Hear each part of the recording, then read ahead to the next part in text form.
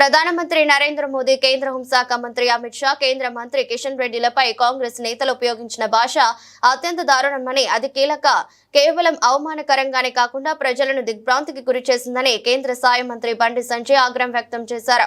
ED కార్యాలయం వద్ద కాంగ్రెస్ నేతలు చేసిన వ్యాఖ్యలు వారి వ్యక్తిగత అభిప్రాయాలు కావని, రాహుల్ గాంధీ స్వయంగా రాసిచ్చిన స్క్రిప్టును వారు చదివారని ఆరోపించారు.